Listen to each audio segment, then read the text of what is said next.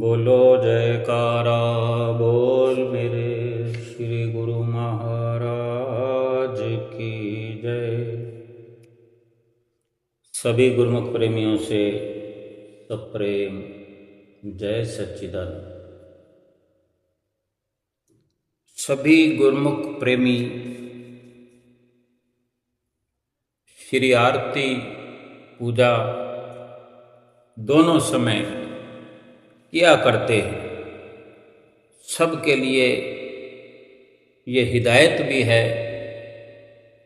हमारे श्री सतगुरुदेव महाराज जी की ओर से श्री दरबार का ये नियम भी है कि पांचों नियमों में जो पहला नियम आता है श्री आरती पूजा का, हर किसी के लिए निहायत जरूरी है। दोनों समय रोज 2 बार सुबह और शाम, और दोनों समय की आरती में थोड़ा थोड़ा बदलाव है। आधी श्री आरती पूजा एक जैसी है। श्री आरती और विनती, हम श्री आरती के पद गाते हैं, 8 पद हैं। अब हम अपने अपने नज़रिए से श्री आरती को बोलते हैं, गाते हैं, लेकिन समझने का प्रयास कितना करते हैं या कितना समझ पाते हैं। लेकिन जब तक समझेंगे नहीं, शब्दों का मोल जानेंगे नहीं, शब्दों का अर्थ नहीं जानेंगे, तो आरती का पूरा लाभ भी नहीं उठा पाएंगे। जैसे कि शुरुआत में ही ओम जय श्री जगतारण, स्वामी जय श्री जगतारण, शुभ मग के उपदेशक, यम त्रास निवारण। शुद्ध उच्चारण करते हुए आरती को गाया करें, उसको समझा करें कि क्या लिखा हुआ है, क्या हम पढ़ रहे हैं, क्या इन शब्दों का ठीक ठीक अर्थ है। और वास्तव में हमारे श्री सतगुरुदेव महाराज जी शुभ मग के उपदेशक हैं, सच्ची राह दिखाने वाले हैं, और यमों की त्रासना को मिटाने वाले हैं।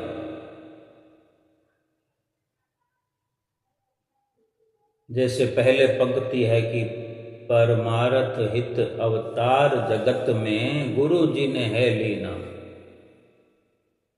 हम जैसे भागियन को ग्रह दर्शन दीना।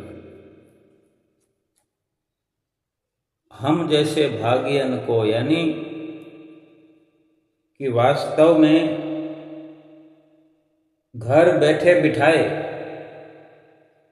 एक प्रकार से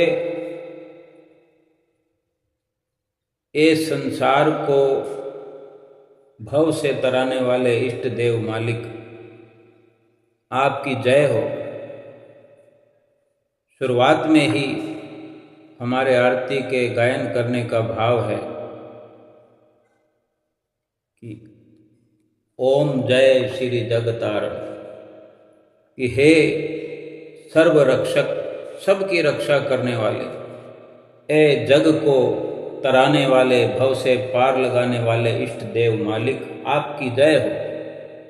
आप सच्ची राह अर्थात मोक्ष के रास्ते का, मोक्ष प्राप्ति की राह पर हमें चलाने वाले हो, मोक्ष के रास्ते का उपदेश करने वाले हो। आप महाकाल के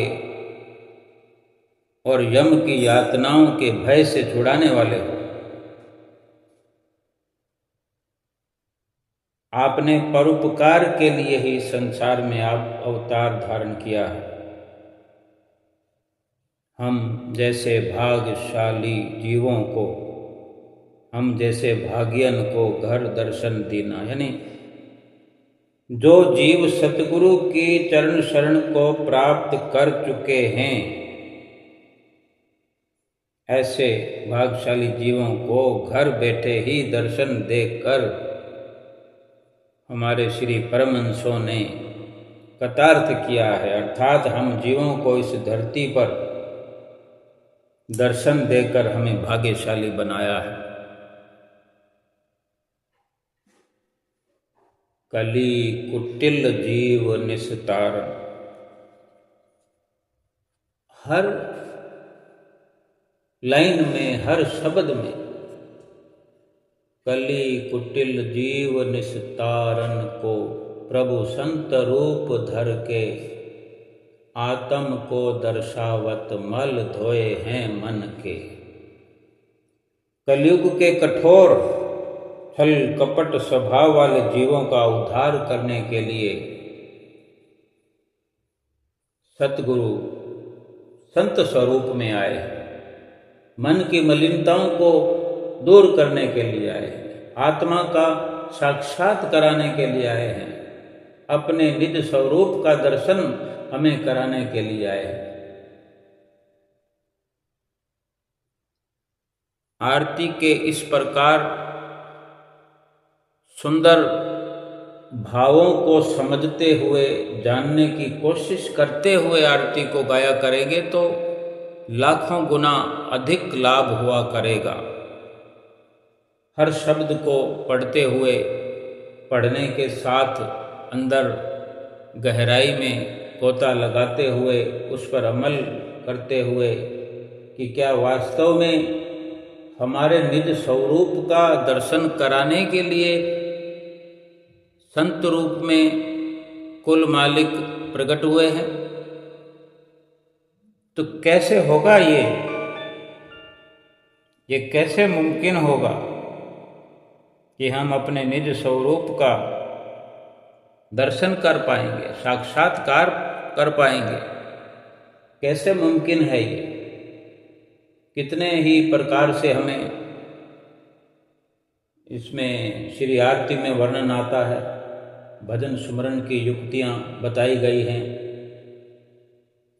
आप पाप त्रैताप गए, जो गुरु शरणी आए, गुरु जी से लाल अमोलक तिस जन ने पाए। जो जीव सतगुरु की चरण शरण ग्रहण कर लेता है, जिसने सतगुरु की चरण शरण प्राप्त कर ली है, वो तीनों तापों से मुक्त हो जाता है। आप पाप त्रय ताप गए, वो आधि देविक, आधि भौतिक, आध्यात्मिक तीनों तापों से मुक्त हो जाता है। वो सेवक सतगुरु जी से अनमोल नाम शब्द रूपी हीरे लाल मोतियों को प्राप्त कर लेता है। गुरु जी से लाल अमोलक तिस जन ने पाए। यूं तो हम जीवन भर इन शब्दों का उच्चारण करते रहे, हमें पता ही नहीं चलेगा कि कौन से शब्द हीरे और मोतियों के समान है, कौन से शब्दों में हीरे जवाहरातों का वर्णन है। ये जो सतगुरु हमें नाम की बख्शिश करते हैं, उनसे जो हमें शब्द मिला हुआ है, हीरे मोती भी इस नाम की तुलना में तुच्छ हैं, बहुत हल्के हैं, ना के बराबर हैं, मिट्टी में मिल जाने वाले हैं। संसार की कीमती से कीमती वस्तुएं भी झूठी हैं, और ये अनमोल शब्द जो सतगुरु से हमें प्राप्त हुआ है, ये अनमोल नाम की जो हमें प्राप्ति हुई है, ये कुछ ना भी होते हुए, पहली नज़र में कुछ भी इसकी हकीकत समझ में नहीं आती, लेकिन जब भेद खुलता है, जब असलियत को समझने का प्रयास करते हैं तो ये शब्द जो है वास्तव में हीरे मोतियों को भी मात करने वाला है। हीरे मोतियों की भी ताकत इस नाम शब्द के आगे टिक नहीं सकती। जैसे कि अगले पद में वर्णन है बहुत भारी भरकम। यूँ तो श्री आरती का हर पद विनती के हर दोहे में, पूरी आरती में एक एक शब्द हीरे मोतियों के समान है। लेकिन सुमरन के लिए इस नाम का जो हमें अनमोल दान किया है सतगुरु ने, कैसे ये नाम, ये शब्द हीरे और मोतियों के समान है। गुरु जी से लाल अमोलक तिस जन ने पाए। बार बार इन वचनों पर अमल करने की जरूरत है कि जो सतगुरु की शरण में आ गया है तीनों ताप उसके मिट जाते हैं। किसी प्रकार का उसे ना इस लोक में ना परलोक में कोई भय नहीं रहता, उसको भय नहीं व्यापता। और हीरे मोतियों की उसे प्राप्ति होती है इस नाम शब्द के रूप में। इसको जपने की विधि सिखाते, सहज समाधि अनाहद ध्वनि और अजप्पा जाप, ये तीनों युक्तियां सुरत शब्द योग सतगुरु जी पूर्ण रूप से बतलाते हैं। और इसी से हमारे अंदर की हमें ज्योति के दर्शन होते हैं। जो ज्योत हमारे भीतर रात और दिन जल रही है, जगमग ज्योत जल रही है हमारे भीतर, वहाँ कोई दिया बत्ती की जरूरत नहीं है कि उस ज्योत में घी डालना पड़ता है या उसको माचिस की तिल्ली से जलाना पड़ता है, लेकिन वो जल रही है। उसका भी वर्णन इसी आरती के पदों में 7वें पद में दिया गया है कि कैसे वो अंदर की ज्योत जलती है। ये 3 युक्तियां हैं जो अजप्पा जाप, अनाहत ध्वनि और सहज समाधि, पहले भी कई बार जिक्र चर्चा हम कर चुके हैं। तो ये सुरत शब्द योग है। इसके साथ साथ प्राणायाम, यानी जो श्वासों को, अपने श्वास को ऊपर ले जाना फिर नीचे लाना, ये जो विधि सिखाते हैं ये प्राणायाम है। प्राणायाम उचित रूप से जब आरंभ हो जाता है, यानी ठीक प्रकार से जब अभ्यास करते करते हम इसमें थोड़ा आगे बढ़ जाते हैं, निपुण हो जाते हैं या अभ्यासी बन जाते हैं, पक्के हो जाते हैं, फिर मन आनंद की लहरों में झूमने लगता है। गाते ना, सहज समाधि अनाहत ध्वनि जप अजपा बतलाए, प्राणायाम की लहरें मेरे मन भाए। ओम जय श्री जगतारण।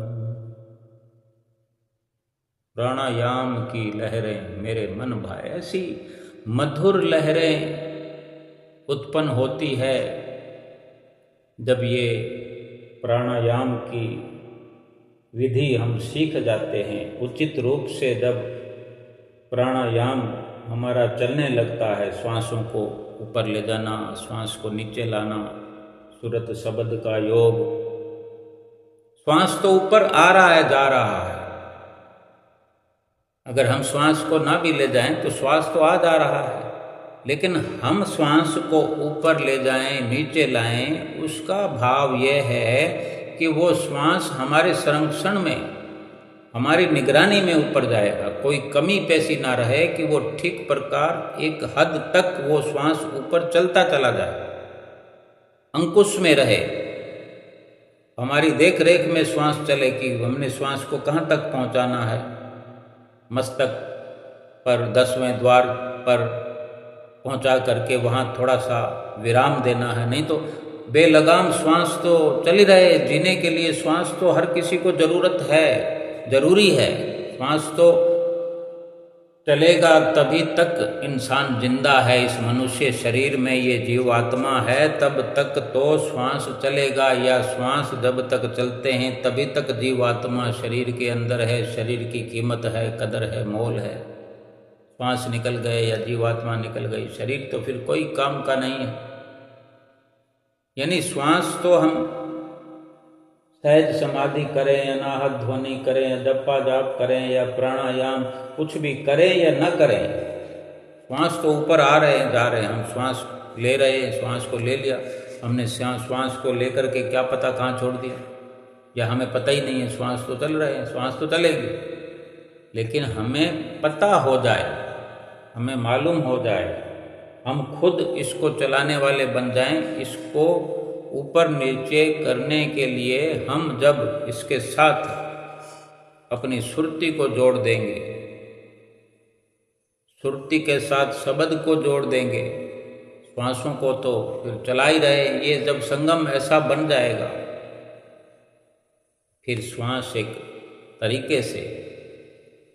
तरीके से श्वास को फिर हम अंदर लेते हुए श्वास को ऊपर एक मुकाम तक पहुंचाते हुए वहाँ का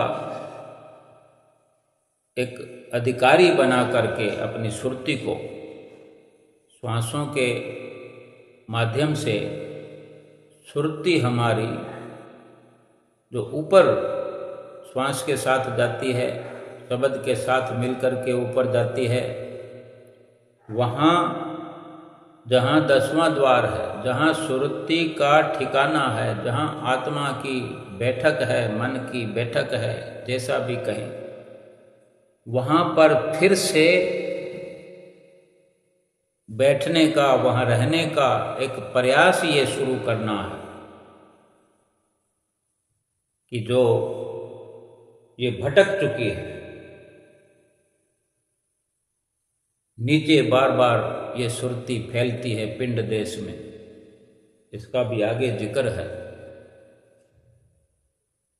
कि हमारी सुरती जो है पिंड देश में रमी हुई है, माया देश, मायावी देश में रमी हुई है, संसार में रमी हुई है।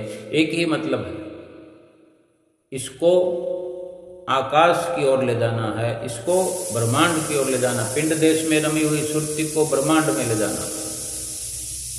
नीचे माया के देश में, नीचे के स्तर पर माया कहें, संसार कहें, इसको जब ऊपर गगन की ओर ले जाना, यानी ऊपर के लोकों में, ये वहाँ की अधिकारी है, इसको अपना अधिकार दिलाना है। और जब ये इसको अधिकार क्षेत्र मिल जाता है, ऐसा प्रयास करते करते करते सुरती यहाँ की अधिकारी है, ये ठिकाना है इसका, और ये ठिकाना फिर से कायम हो जाता है। तो फिर ये सुरती मन जो भटक रहे हैं बाहर, नीचे नीचे यानी संसार में, पिंड देश यानी ये जो 10वां द्वार है, 10वें द्वार से जो नीचे की व्यवस्था है, नीचे का जो हिस्सा है, ये धड़ है, शरीर पूरा ये पिंड देश है, और ऊपर का हिस्सा जो है ये 10वें द्वार, मस्तक से ऊपर, ये ब्रह्मांड देश है। अब महापुरुष जो हमें चाहते हैं समझाना और हमारी सुरती को बता रहे हैं उसका असली ठिकाना, वो इन्हीं शब्दों के माध्यम से हमको समझना है कि हम श्वास को ऊपर ले जाते हैं, नीचे लाते हैं, ऊपर ले जाते हैं। अब ये श्वास खाली नहीं है, आवारा नहीं है कि श्वास आ रहा है जा रहा है, आ रहा है जा, ना उसकी कोई मंजिल है ना कोई ठिकाना है, बस आ रहा है जा रहा है। तो इंसान जिंदा है, जी रहा, लेकिन इसका एक मकसद है। श्वास श्वास सुमरन करो कहते संत सुजान। इसके साथ शब्द को, सूरत को जोड़ दिया तो हर श्वास में सुमरन होने लगेगा। वो आनंद की प्राप्ति तभी होगी, वो अपने अंदर जो ज्योत जल रही है उसके दर्शन तभी होंगे जब वो इन्हीं साधनों के माध्यम से उस ज्योत को हम अपने अंदर प्रज्वलित करेंगे। श्री आरती की थाली हाथों में लिए हम श्री गुरु महाराज जी के श्री परमहंसों के आगे घुमाते हैं। इसका भी सीधा सीधा समझने का भाव हमारा यही होना चाहिए कि ये प्रतीक है। हमारे हाथों में आरती की थाली में जलती हुई ज्योत जो गोल गोल घुमा रहे हैं, ये प्रतीक है कि यही ज्योत हमारे अंदर भी है, जल रही है लेकिन दिखाई नहीं देती। तो हमारे लिए तो बुझी हुई है, इसीलिए अंधेरा है। अंदर आंख बंद करते हैं, अंधेरा अंधेरा हो जाता है, क्योंकि वो आवरणों में ढकी पड़ी है। इन्हीं सुमरन के जो साधन, ये युक्तियां बताते हैं हमें सतगुरुदेव महाराज जी, इन्हीं के माध्यम से उस ज्योति को फिर से प्रज्वलित किया जा सकता है, या ढकी हुई ज्योत को उघाड़ा जा सकता है, उजागर किया जा सकता है। जो आवरण हैं ढके हुए हैं, जो गिलाफ चढ़े हुए हैं, मायावी धूल पड़ी हुई है, उन सबको इन्हीं सुमरन की युक्तियों के माध्यम से हटाया जा सकता है। एक सीधा सरल समझने के लिए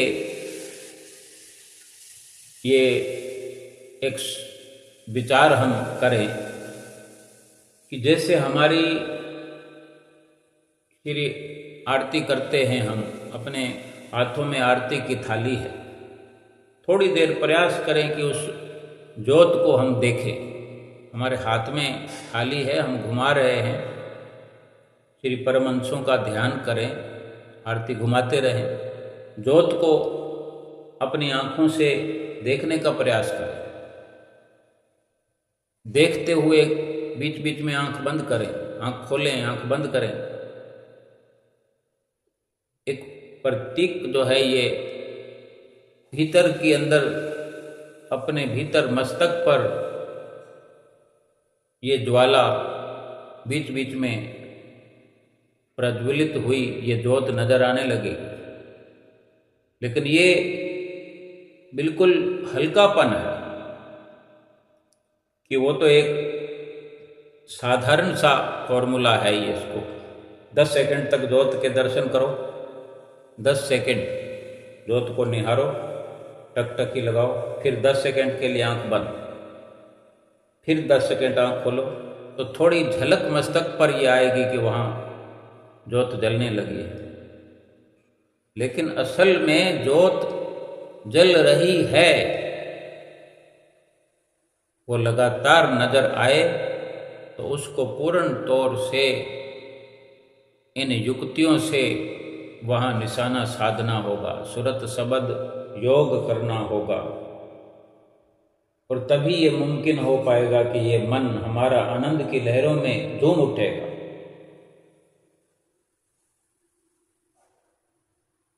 जैसे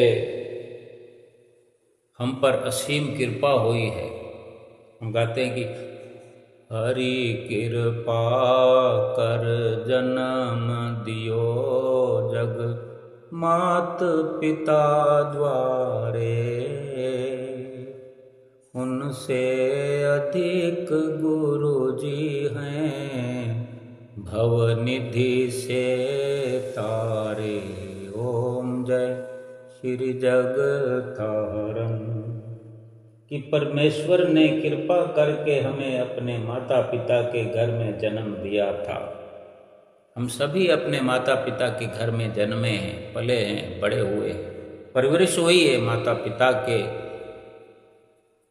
साथ रहकर, उनके निगरानी में, उनकी छत्र छाया में। जो भी शब्द हम वर्णन करें कम है, कम से कम है। माता पिता का क्या दर्जा है जीवन में, वर्णन नहीं किया जा सकता। लेकिन यहाँ आध्यात्मिक जीवन में, यहाँ श्री आरती में दर्शाया है कि उनसे भी अधिक उपकार करने वाले हमें मिल गए हैं, जो जन्म मरण से छुड़ा देने वाले हैं। उनसे अधिक गुरु जी हैं जो भवनिधि से तारे।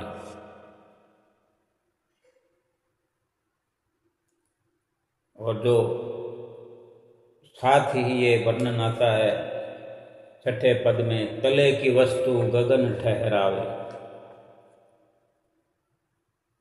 बहुत मन करता है कि बड़े अच्छे भाव से गाया जाए। चलो, एक सामूहिक रूप से ऐसी व्यवस्था नहीं होती कि इतनी देर तक गाया जाए, लेकिन कभी किसी एक पद को भी अगर हम गुनगुना लिया करें, एक बार, दो बार, चार बार, बहुत कुछ हम अपने मुख से, अपनी जुबान से गुनगुनाते हैं, तो क्यों ना आरती के इन पदों को कभी कभी गुनगुना लिया जाए। जैसे छठा पद है, तले की वस्तु गगन ठहरावे, गुरु के शब्द सर से, सतगुरु के शब्द सर से, सो सूरा सो पूरा, बल में वह बरते। ओम जय श्री जगतारण। हर शब्द की एक कहानी है, संतों की जुबानी है। अंदर जो आनंद की लहरें उठती हैं, उन्हीं की ये एक निशानी है कि जो साधक पिंड देश में रमी हुई सुरती को सतगुरु के दिए हुए शब्द रूपी बाण के द्वारा ब्रह्मांड देश में पहुंचा देता है, वहाँ स्थिर कर देता है, अपनी सुरती को वहाँ टिका लेता है सतगुरु के शब्द के सहयोग से, वही शूरवीर है इस दुनिया में। वो पूर्ण है, पूरा है। सो सूरा सो पूरा, बल में वो बढ़ते। वो शक्तिशाली बनकर इस दुनिया में हर कार्य करता है, दुनियावी काम भी शक्तिशाली बनकर के करता है। उसके अंदर इतनी जो शक्तियों का भंडार सभी के अंदर है, लेकिन हर कोई अपने शक्तियों के भंडार से अनभिज्ञ है, अनजान है। लेकिन जो सतगुरु के बताए रास्ते पर जो चल पड़ा है, जो इन शब्दों में रम गया है, और जिसने पिंड देश में रमी हुई, यानी संसार में, माया में उलझी हुई अपनी सुरती को सतगुरु के शब्द द्वारा ऊपर अपने असली ठिकाने में पहुंचा दिया है, ठहरा दिया है, उसी का लेखा गिना जाएगा। बाकी तो आम दुनियादार न समझ पाया है, कभी न समझ पाएगा, क्योंकि सतगुरु की शरण ही नहीं मिली। जो ज्योत अंदर की है, जो अंदर की आरती है, जो योग की अग्नि है अपने अंदर जलानी है, उसके काबिल कौन है जो इस पद में 7वें पद में वर्णन है, तत स्नेह प्रेम की बाती, योग अगनी जिनके, स्वामी योग अगनी जिनके, आरती लायक सो जन जो हैं शुद्ध मन के। ओम जय श्री जगतारण। कि तत्स्नेह ज्ञान रूपी तेल, प्रेम रूपी बाती, यानी तत्स्नेह यानी ज्ञान रूपी तेल, जो ज्ञान हो गया है सतगुरु की कृपा से, सतगुरु से जिसको प्रेम हो गया है, जो सतगुरु से प्रेम करता है, इसी प्रेम रूपी बत्ती जो कि सुरत शब्द योग, सुरत शब्द योग की अग्नि से इसको जलाया जाता है। जिसने अपने अंदर ये दीपक जला लिया है, जिसने अपने अंदर ज्योत को जला लिया है, अपनी सूरत, अपना ध्यान, अपना मन और ये शब्द जो सतगुरु ने दिया हुआ, ये श्वासों के साथ ऊपर चलाना, ये सूरत शब्द का योग है, मिला दिया है। और इसी से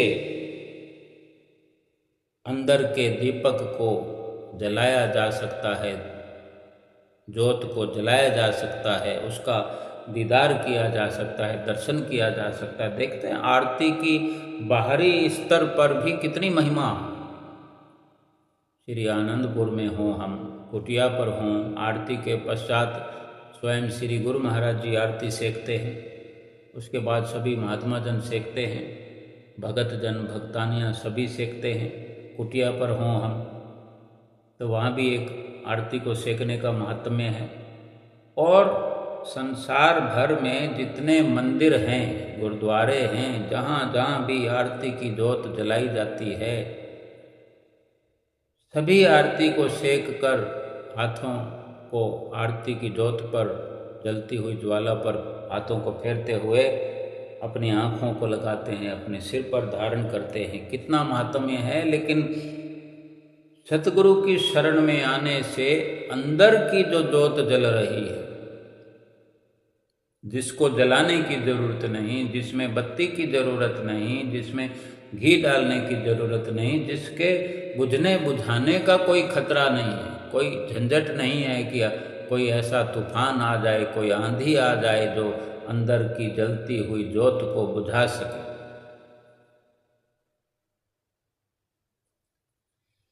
फानूस बनकर जिसकी हिफाजत हवा करे, वो शम्मा क्या बुझे जिसे रोशन खुदा करे। जो प्रभु की वो ज्योत है, जो उस ज्योत में ही प्रभु का दीदार है और प्रभु ही वही ज्योत का प्रतीक है, उसको बुझाने वाला कौन है और उसको जलाने वाला भी कौन है। वो तो जल रही है और उसको दिखाने वाला कौन है। वो वक़्त के सतगुरु हैं, जिनकी हमने चरण शरण हासिल कर ली है, जिनकी चरण शरण हासिल करने से हमें नाम की बख्शिश हुई है। अगर नाम जपेंगे नहीं तो ज्योत कैसे जलेगी, ज्योत का दीदार नहीं करेंगे। यही आत्म ज्योति है। अगर इस आत्म ज्योति का साक्षात्कार नहीं करेंगे, दीदार नहीं करेंगे, तो परमात्मा से कैसे मिलाएंगे, कैसे जान पाएंगे कि आत्मा क्या है, परमात्मा क्या है। इसके दीदार करना, आत्मा का दीदार करना, इस आत्म ज्योति को देखना, पहचानना,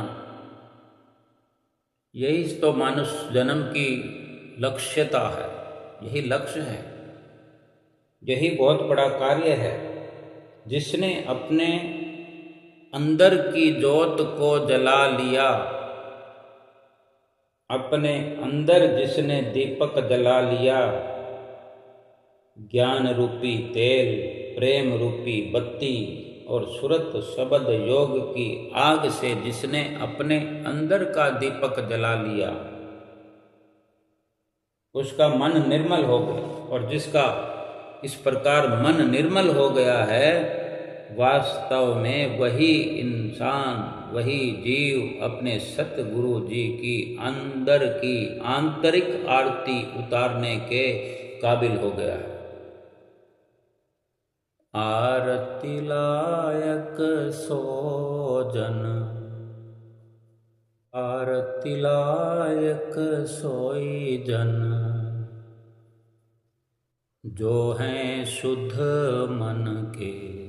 रोज हम पढ़ते हैं, रोज ये वर्णन पढ़ते हैं। इस प्रकार से अगर जान करके शब्द के इन तथ्यों को समझते हुए अगर आरती का गायन करें, जिह्वा से उच्चारण करें, तो लाभ की किरणें उसी वक़्त हर एक शब्द से निकल करके हमारे अंदर चांदना बिखेरने लगेगी।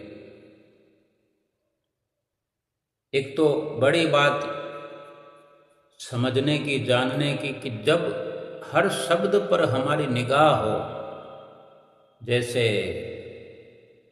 हर श्वास पर निगाह हो, तो पता रहेगा हमें, हर सब कुछ पता रहेगा, सब कुछ पता चलता रहेगा कि हम कितने श्वास ले रहे हैं। श्वासों का एवरेज निकलता है, हमारे अनुसार हम एवरेज निकाल पाएंगे। एक शास्त्रों में वर्णन है कि जैसे 24,000 श्वास तो 24 घंटे में लेते ही है, थोड़ा ऊपर नीचे हो जाता है, अपना अपना थोड़ा शरीर का हिसाब किताब हो सकता है, लेकिन वर्णन है लगभग शास्त्रों का वर्णन कि 24,000, जैसे वो वर्णन में आता है कि 24,000 श्वास, 24,000 खर्च बंदे दा, आमदन मूल न थीवे, जिस बंदे नो इतना घाटा वो बंदा क्यों जीवे। कई प्रकार से ये जिक्र आता है गुरबाणी में, रामायण में, गीता में, कि 24,000 श्वास 24 घंटों में इंसान खर्च करता है। ये तो एक पक्का निचोड़ हो गया। अब इसके अनुसार हम 1 घंटे का औसत भी निकाल लें, 1 मिनट का भी औसत निकाल लें। और अब जब सतगुरु ने जो हमें ये भजन सुमरण की विधियां समझाई हैं, जो हमें हम पर कृपा फरमाई है, ये सूरत शब्द का योग समझाया है, श्वासों को ऊपर करना, नीचे ले जाना, उनके आज्ञा और मौज के अनुसार जब ये शुरुआत करेंगे तो हम एक अपना एक अलग औसत निकाल पाएंगे कि वो क्या लिखा हुआ है, और ये हम अपनी निजी जो है विचारधारा, अपनी सोच के अनुसार सतगुरु की जो आज्ञा है उसको अपनाते हुए जो हम करेंगे, तो जमीन और आसमान का फर्क हो जाएगा। कि वो श्वास तो हर किसी के अंदर चल रहे हैं, उतने श्वास गिनती के खर्च हो रहे हैं, लेकिन जब हमारी निगरानी, हमारी निगाह श्वासों पर रहेगी तो हम उसका औसत अपने अनुसार बना सकते हैं। यही तो करनी है इंसान की, कि ये करने के लिए आया है, यही कर सकता है। बाकी क्या कर सकता है इंसान? इंसान के हाथ में कुछ भी नहीं है। ये भजन भक्ति, भजन सिमरन करना, नाम जपना, यही छूट मालिक ने इंसान को दी है कि यही तुम कर सकते हो। बाकी तो सब कुछ पहले से निश्चित होकर आया है। कोई अपने बच्चों की शादी अपनी मर्जी से नहीं कर सकता, कोई घर में किसी बच्चे का जन्म होना अपनी ओर से निर्धारित नहीं कर सकता कि बेटा होगा कि बेटी होगी, कि कब होगा कब नहीं होगा, कब हमारे कोई काम धंधा ठीक होगा, कब हमारा व्यापार चलेगा, नौकरी लगेगी, कब हमारा वो काम होगा, कब वो होगा। घर में कोई बीमार है तो कोई निश्चित नहीं कर सकता कि वो कब ठीक होगा। कोई ऐसा कुछ नहीं कर सकता, बस पुरुषार्थ कर सकता है। यानी वो सब निश्चित है कि कितना दुख पाना है। अब उस निश्चिंतता को समझने के लिए, उसको कम ज़्यादा करने के लिए, जब अपने श्वासों को हम कम ज़्यादा, ज़्यादा तो नहीं ले सकते, लेकिन कम खर्च करके हम बचत कर सकते हैं। श्वास को अगर ऊपर पूरा ले जाएंगे, यूँ तो श्वास आधा अधूरा आता है और फिर नीचे आ जाता है, आधा अधूरा ऊपर चढ़ता है फिर नीचे आ जाता है, तो श्वास तो खर्च हो गया। अगर हमारे पास 100-100 के नोट हैं, 100-100 के नोटों की गड्डी है, कहीं भी हम कोई सामान लेते हैं, 100 का नोट तो देना ही है। वापस में हमें अगर 50 रुपये मिलने हैं, 50 का सामान लिया लेकिन हम गौर नहीं करते, आगे चल पड़ते हैं, 100 का नोट दिया, कहीं 40 का सामान लिया तो 100 का नोट दिया। वो तो आधा अधूरा फायदा ले रहे हैं ना। हर 100 का नोट जा रहा है, उसमें आधा अधूरा माल ले रहे हैं, बाकी तो बेकार में जा रहा है। अगर कहीं 150 का सामान लेते हैं, वहाँ 100 का नोट देंगे तो कोई मानेगा नहीं, हमें पकड़ लेगा। वहाँ फिर हम एक नोट और दे दें। ज़्यादा श्वास नहीं खर्च कर सकते, लेकिन जितने मालिक ने दिए हैं उसकी हिफाजत तो कर सकते हैं कम खर्च करके। हमें घर में भी कभी बच्चों को खर्ची दी जाए, फिक्स कर दिया जाता है कि 10 रुपये रोज़ मिलेंगे तुम्हें, या 100 रुपये रोज़ मिलेंगे। 100 रुपये अगर किसी को रोज़ मिलते हैं तो उसको दूसरे दिन फिर 100 रुपये मिलने वाले हैं। अब उसकी मर्जी है, 50 खर्च ज़्यादा नहीं मिलेंगे, लेकिन वो कम खर्च करे, ये तो उसके अख्तियार में है। अगर वो 50 खर्च करता है, 100 रुपये खर्ची मिलने वाले को 50 खर्च करता है, वो 50 बचाता है, दूसरे दिन 100 फिर मिलेंगे, उसके पास 150 हो जाएंगे। फिर वो 50 बचत करेगा, 200 हो जाएंगे, फिर 100 मिलेंगे। अब वो चाहे 100 की जगह 150 रुपये खर्च करता है तो वो कहाँ से पूर्ति होगी, कितने दिन होगी, कलेश हो जाएगा, मुश्किल हो जाएगी। तो यही हमारे सतगुरु ने हमारे लिए ये राह आसान कर दी है। ये आरती वरदान है। अगर हम इसको जीवन में उतारें, आरती को केवल गाना नहीं है, सुनाना नहीं है, इसको हृदय में अपने उतारना है, इसको बसाना है, इस पर अमल करना है। आज तक हम समझ भी ना पाए हों, तले की वस्तु गगन ठहरावे, गुरु के शब्द सर से। क्या है ये? तत् स्नेही प्रेम की बाती, योग अगन जिनके, आरती लायक सोई जन, जो हैं शुद्ध मन के। अगर कभी इस प्रकार से नहीं विचारा है तो वो तो खाली एक रटा हो रहा है कि पुस्तक हाथ में पढ़ लिए, ले ली है तो भी वही बात है, देख के रटे जा रहे हैं। शब्दों का जब तक मतलब नहीं, अगर हम ऐसे कोई किसी शहर के बारे में जानना चाहते हैं, किसी शहर में किसी ठिकाने के बारे में जानना चाहते हैं, घर बैठे हम जानते रहें, ये फलाना शहर का नक्शा है, इस नक्शे में ये फलानी कॉलोनी है, ये फलाना ये टावर बना हुआ है, ये ऑफिस बना हुआ है, ये वहाँ पर गोल चक्कर बना हुआ है। बहुत कुछ जानकारी कर लेंगे, ज्ञान हो जाएगा, बहुत कुछ ज्ञान हासिल हो गया। लेकिन प्रैक्टिकल तो जब उसको ठीक प्रकार से समझेंगे, वहाँ जाएंगे, उस पर मंत्रणा करेंगे कि हमने ये पढ़ा था और ये उसका ठीक प्रकार से देखने का अनुभव हुआ। ऐसे ही ये शब्द हमने रोज पढ़ने होते हैं। तले की वस्तु गगन ठहरावे, रोज पढ़ा। इसको जब अमल करने की बारी आएगी कि तले की वस्तु क्या है, किसको गगन पर ऊपर ठहराना है, किसको ऊपर ले जाना है, ये हमारी सुरती जो है संसार भर में फैली हुई है,